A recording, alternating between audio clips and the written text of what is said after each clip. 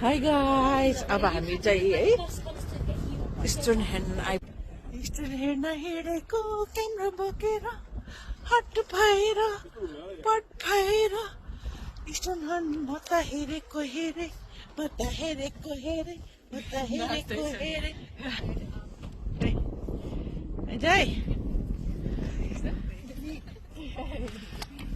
हामी चाहिँ नजिक आइपुग्यौँ है। अब इस्टर्न हेर्नको नजिक यत्रो ठुलो होइन ग्राउन्ड होइन, यहाँ यस्तो ग्राउन्ड होइन, भेडाहरू पुरा चढिरहेछ होइन।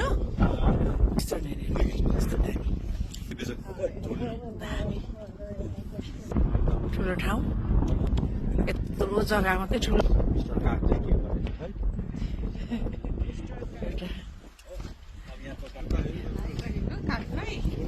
हेरिहाल्नुहोस् है गाइस।